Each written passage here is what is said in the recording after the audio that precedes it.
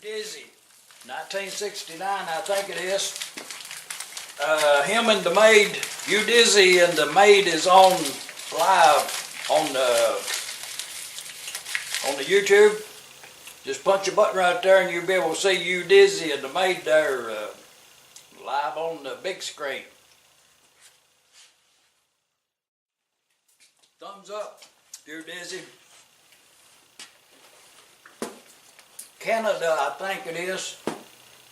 I think it's somewhere up in the, up north yonder.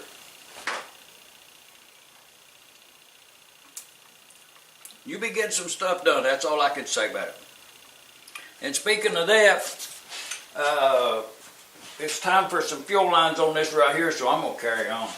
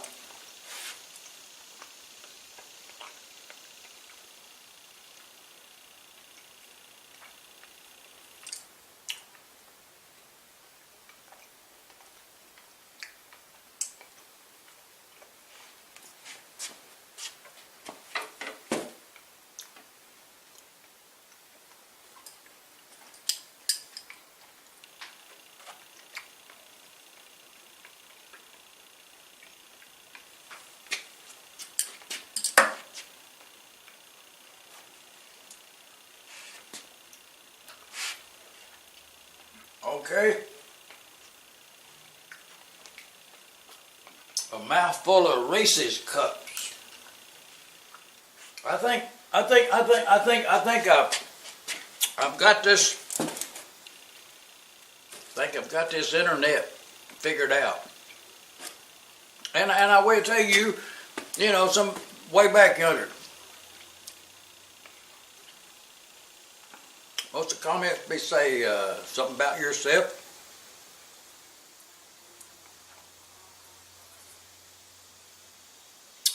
Said you know anything about that internet? And no. But I went to the end of the internet one time, many years ago, when they first let the public have a computer.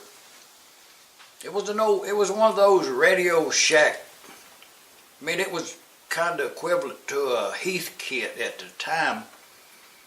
One of the very first computers was ever let Radio Shack sell. It was like Tandy or some brand. Forgot what it was now. But anyways, I got one of them things. You know, it was a DOS operating system at the time. You know what I mean? You'd get that blue screen with a bunch of newspaper text on it, you know. But I went to the internet back in that time period. You know, so how did you do that? How can you accomplish that? And I just started to opening up pages, links. Every time I opened up a page, I would punch a link, and then it opened up that one. I'd read that, and I went on, punch another link, read that one. All stemmed from the original, whatever search it was at the time. Escapes me now. But I had opened up every page on the internet, and I got a pop-up on the computer screen. It came up there. One of them little blue boxes was a DOS typewriting, and it was in the early hours of the morning. I remember that. But the little burb that come up that says, you know, like stop in bold letters, and underneath that it says, you have reached the end of the internet. Go back. You know, so I mean that's in my resume. leave a comment. And what's at hand is it's this fuel line. You know what I mean. It's just one of them days where you have them days where I should be working on electricity. I'm just saying, let's get this fuel line on here. And the first step when you've got an engine, if you want a tutorial out of this video, a how-to or something, learn yourself something, y'all watch this. I learned it a long time ago from somebody else, I'm sure. I don't know, but, a lot of things you do. But okay, to run the fuel line, this is from here to here. Okay, now what kind of shape you going to put on this engine to be anywhere near aesthetic, you know what I mean, where it looks good, and a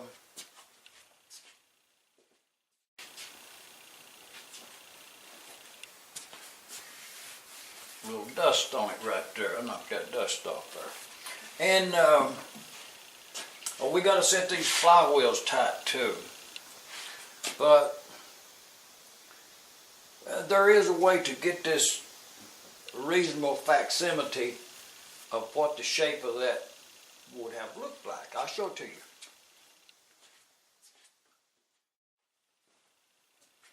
Well, this is a 1920, this engine here. That's a 1920, y'all remember. So, and to get the shape of the fuel line over there, this instruction manual there is, right down there at the bottom, there's some code on there when it was printed.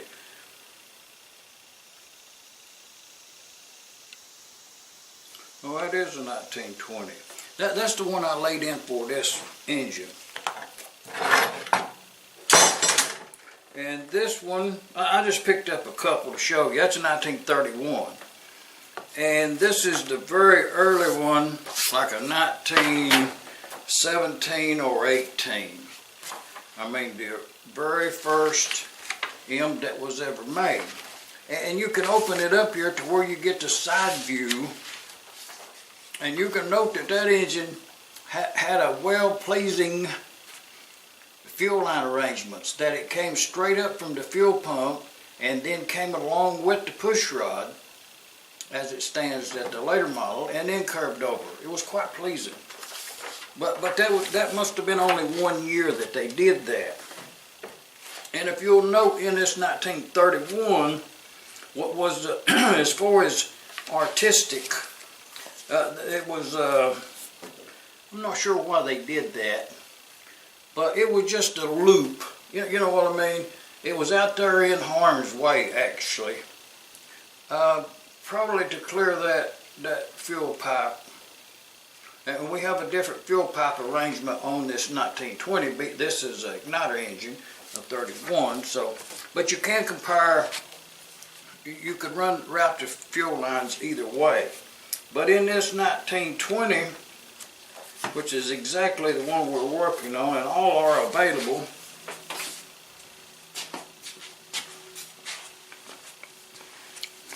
it shows that line drawing where that fuel line comes out and up and makes a little thing like that. So that's what we're going to do, and then here it shows you the front view as to the plane of plumbness it is.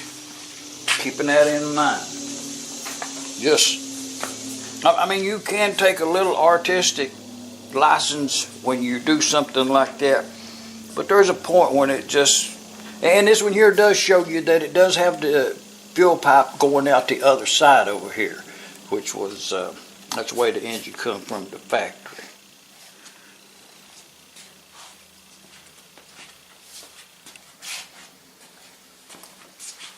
And going by this as a guide, noting that it comes straight out to about the center of that reducer there, elbow reducer, and then comes on up comes up here, crosses over, and goes in behind here to here. Yeah, we can handle that.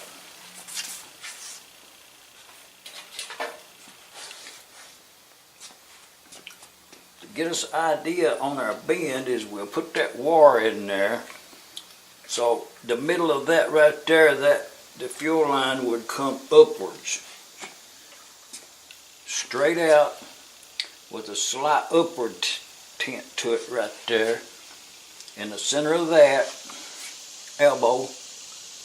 And then about the center of the elbow for the exhaust is where it goes frontwards, and it would be like this right here.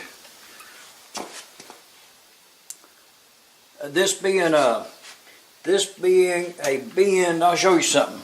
See, I was a little bit wrong on that bend right there, because it's a sweeping bend, leaned to the front. See that? That's what it is. Oh yeah, I can't see one. As you go. So that would come out like that, come over yonder about halfway on that, come up with a sweeping forward slanting bend about level, about that much right there. That's going to be a little bit too high, see? That's not very much. That's just the picture is kind of, it's not deceiving, it's just that it's less than what you kind of imagine it. Okay, so I had to put us pretty close.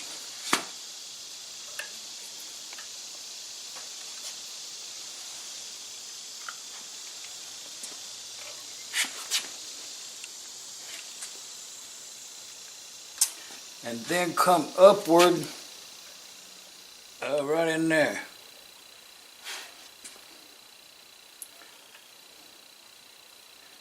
To be in this area.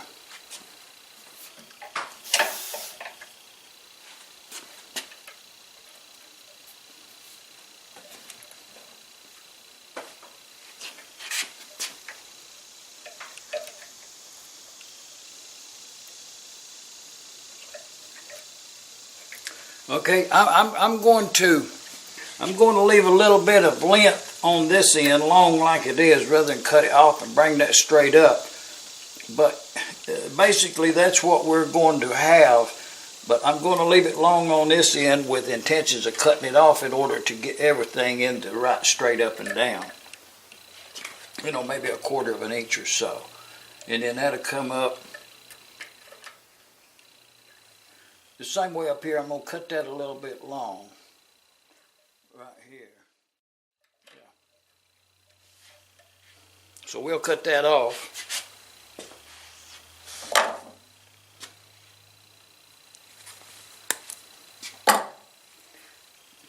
And this is how long, that's how long we need our copper tubing.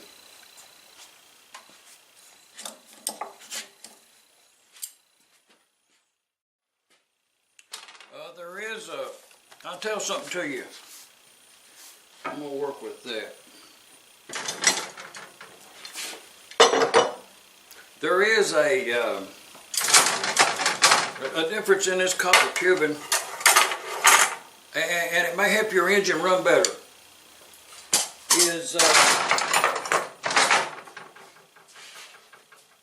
I'll show you. These are 1/4 inch copper tubing, and I'll tell you something. Especially, well, the reason if you have a loose fitting, faulty check valve that's straight down from the fuel tank, or any directions, I guess, but it's what they call capillary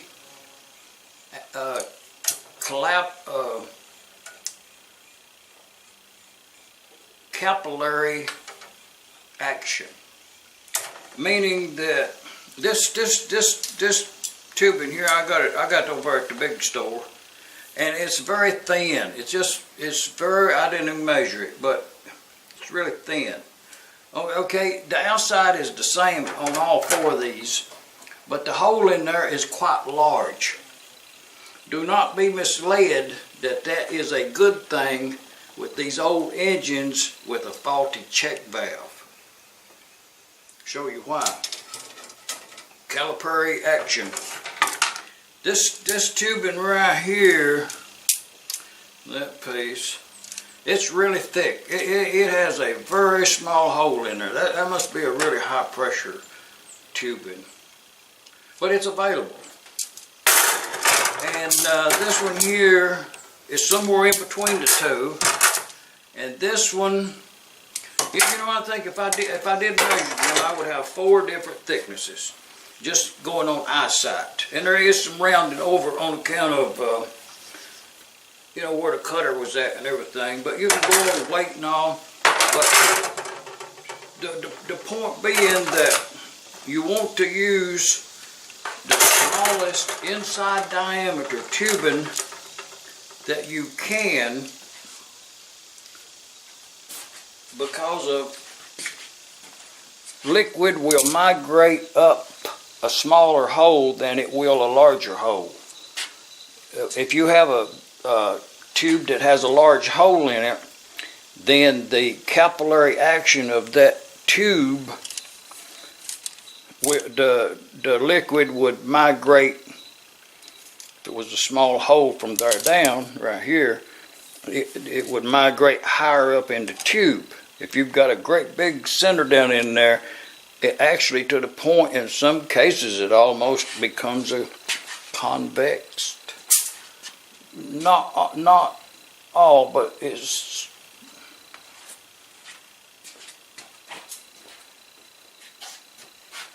So we're going to use this.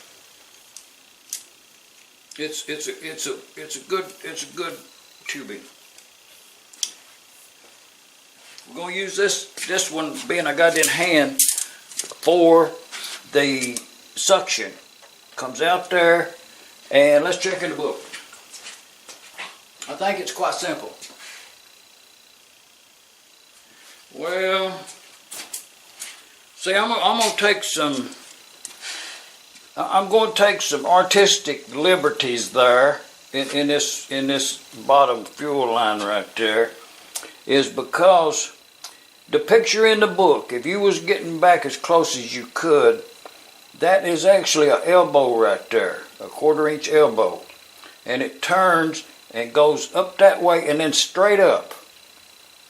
They're in perfect alignment there. But this one, and it's the patina of the 1920s, so, and I have seen, and I'll show you something, come to think of it.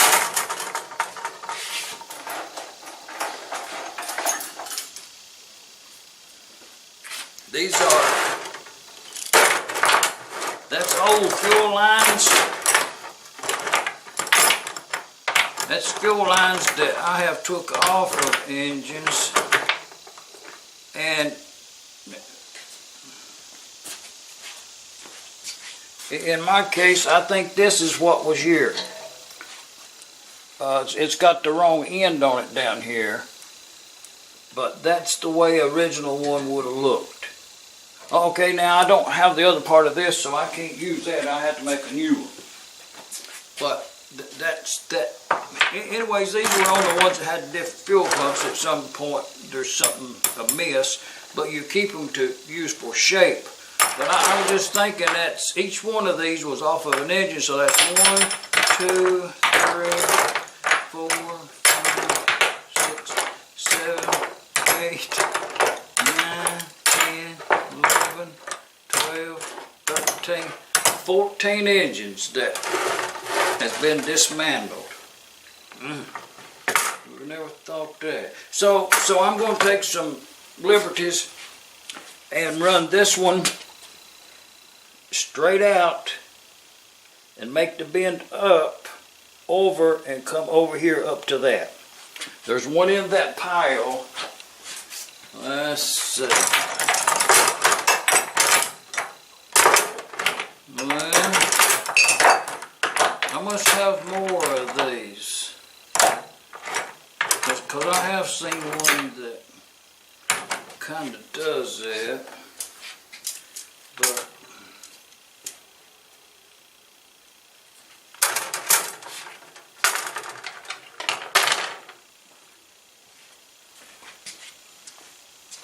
just been us up a blueprint.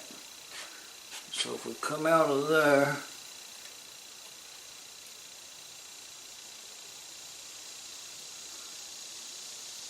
in order to get a decent bend,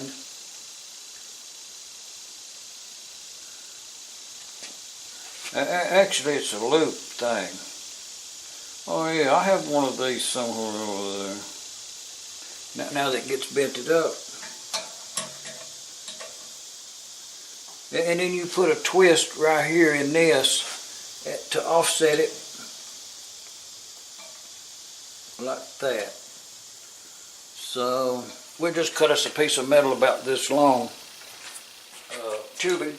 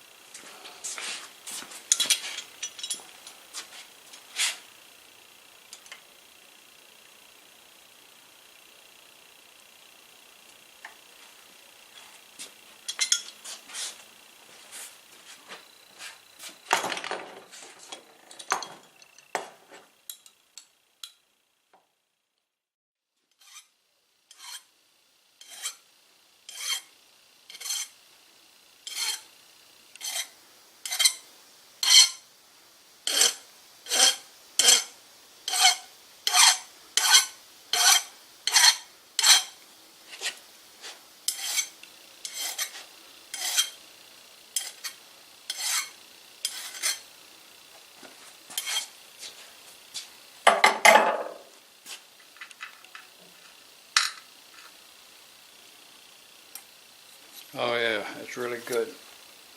This one is the top one. But we'll see how our part fits, because we may have to make some modifications.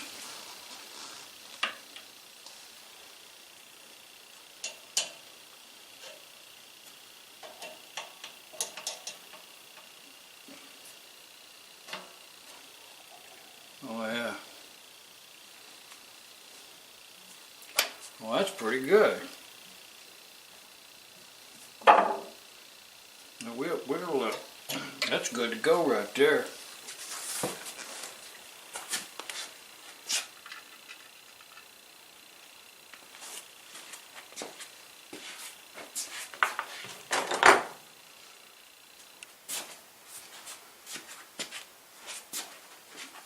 We run a little of that Scotch-Brite on there, you know, just to start the patina.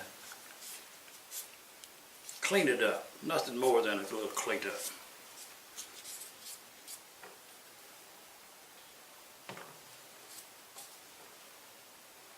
Oh yeah, we better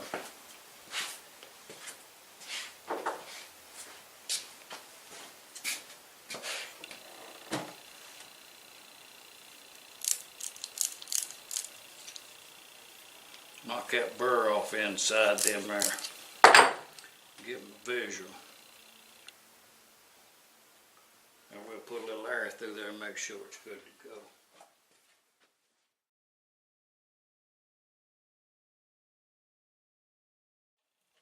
Okay. If you can see,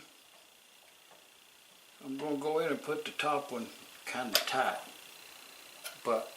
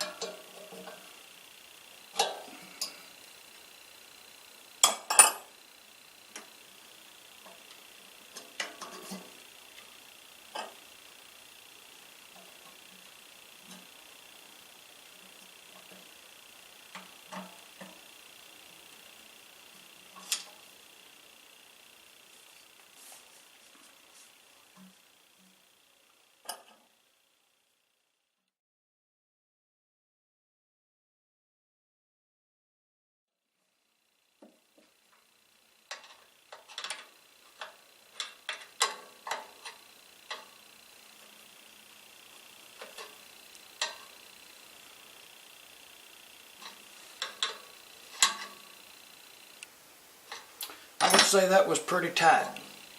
And it kicked over just enough. Everything's in alignment, and probably could have been the way this one was new.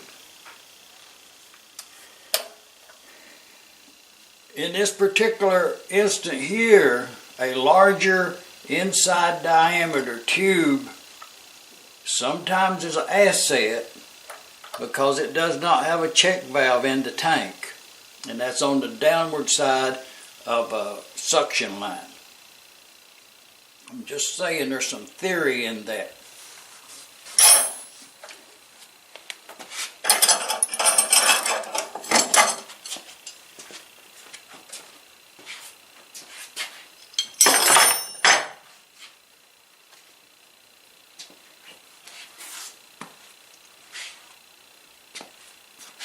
Now we'll get on to the 3/8 line.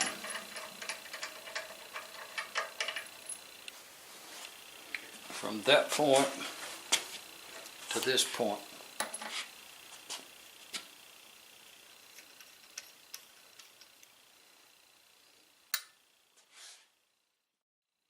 Well, yeah, all of that, 3 little bends there. Actually, it's 2.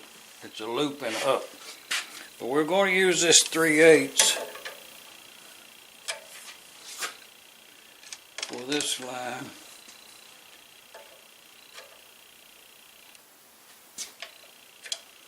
Yeah.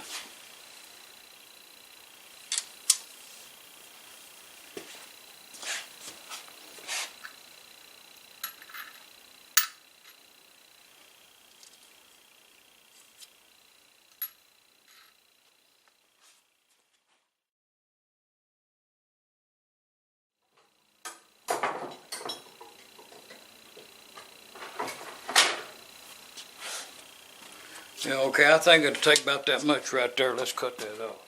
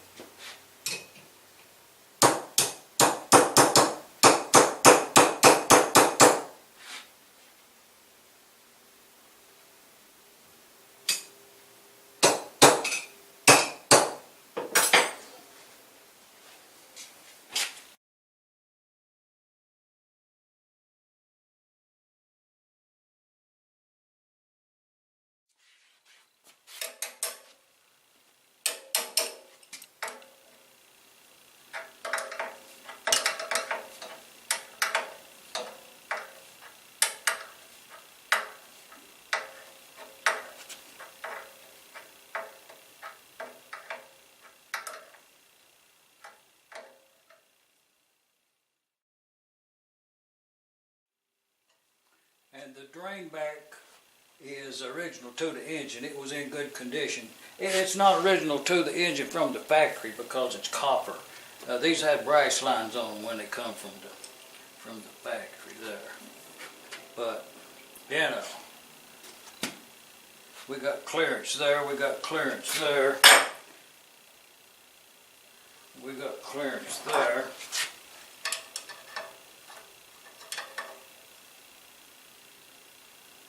Good snug fit there. Good snug fit there. I think we're good to go.